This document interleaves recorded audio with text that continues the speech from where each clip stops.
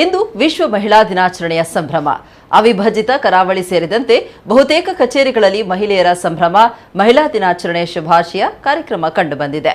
ವಿಶೇಷವಾಗಿ ತಮ್ಮ WhatsApp DP status ಮೂಲಕ ಹಲವು ಮಂದಿ ಸಾಮಾಜಿಕ ಜಾಲತಾಣಗಳಲ್ಲಿ ಅಳವಡಿಸಿ ಮಹಿಳಾ ದಿನಾಚರಣೆ ಸಂಭ್ರಮವನ್ನು ಹಂಚಿಸಿಕೊಂಡಿದ್ದಾರೆ. ಭಾರತ ದೇಶ ಮಹಿಳೆಯರ ಸಬಲೀಕರಣ ಮತ್ತು ಸಮಾಜದಲ್ಲಿ ಮಹಿಳೆಯ ಪ್ರಾಮುಖ್ಯತೆಗೆ ಒತ್ತು ನೀಡಿದೆ. ಒಬ್ಬ ಹೆಣ್ಣು ಮನೆ ಮಗಳಾಗಿ, ಸೊಸೆಯಾಗಿ, ಮಾತೆಯಾಗಿ, ತಂಗಿಯಾಗಿ, ಅಕ್ಕನಾಗಿ, ಪತ್ನಿಯಾಗಿ, ಕೊನೆಗೆ ಅಜ್ಜಿಯಾಗಿ ಹೀಗೆ ವಿವಿಧ ಹೊಣೆಗಾರಿಕೆ ಜವಾಬ್ದಾರಿಯನ್ನು ನಿಭಾಯಿಸುತ್ತಾಳೆ.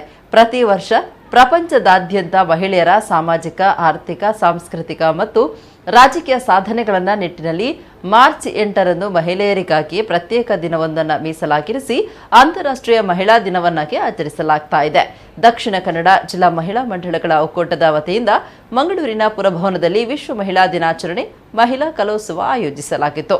ಕಾರ್ಯಕ್ರಮಕ್ಕೂ ಮುನ್ನ ಅದ್ದೂರಿ ಮೆರವಣಿಗೆ ಪುರಭವನದವರೆಗೆ ಆಗಮಿಸಿ ಬಳಿಕ ಸಭಾ ಕಾರ್ಯಕ್ರಮ ನಡೆಯಿತು.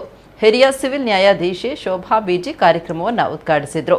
ವಿವಿಧ ಕ್ಷೇತ್ರದ ಮಹಿಳಾ ಸಾಧಕಿಯರು ಉಪಸ್ಥಿತರಿದ್ದರು. ವಿಶ್ವ ಮಹಿಳಾ ದಿನಾಚರಣೆಯ ಪ್ರಯುಕ್ತ ನಾವೆಲ್ಲರೂ ಇಲ್ಲಿ ಸೇರ್ಕೊಂಡಿದ್ದೇವೆ. ಸೇರಿರ್ತಕ್ಕಂಥ ಎಲ್ಲ ನನ್ನ ಅಕ್ಕ ತಂಗಿಯರಿಗೆ, ಮಾತೆಯರಿಗೆ ಮೊದಲನೇದಾಗಿ ವಿಶ್ವ ಮಹಿಳಾ ದಿನಾಚರಣೆಯ ಶುಭಾಶಯಗಳನ್ನು ಹೇಳ್ತಾ ಇದ್ದೇನೆ.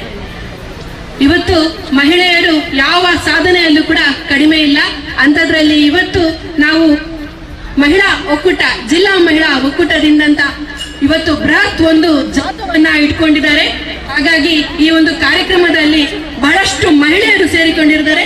ಅಷ್ಟೇ ಅಲ್ಲದೆ ಈ ಒಂದು ಕಂಬಳದ ಕೋಣ ಇರಬಹುದು, ಅಥವಾ ಕುದುರೆ ಇರಬಹುದು, ಟ್ರ್ಯಾಕ್ಟರ್ ಇರಬಹುದು, ಲಾರಿ ಇರಬಹುದು, ಸೈಕಲ್ ಇರಬಹುದು, ಟೂ ವೀಲರ್, ಕಾರ್ ಎಲ್ಲದ ಒಂದು ರ್ಯಾಲಿ ಕೂಡ ಇವತ್ತು ನಡೀಲಿಕ್ಕಿದೆ. ಈ ಒಂದು ಕಾರ್ಯಕ್ರಮವನ್ನ ಆಯೋಜಿಸಿದಂತಹ ನಮ್ಮ ದಕ್ಷಿಣ ಕನ್ನಡ ಜಿಲ್ಲಾ ಮಹಿಳಾ ಒಕ್ಕೂಟದ ಅಧ್ಯಕ್ಷರು ನಮ್ಮ ಚಂಚಲ ತೇಜೋಮಯ ಅಕ್ಕನವರು, ಅವರಿಗೆ ಮೊದಲನೇದಾಗಿ ಅಭಿನಂದನೆಗಳು ಹಾಗೂ ಸೇರಿರ್ತಕ್ಕಂತಹ ಹೇಳುತ್ತಾ ಕಾರ್ಯಕ್ರಮಕ್ಕೆ ಶುಭಾಶಯವನ್ನ ಹೇಳುತ್ತೇನೆ.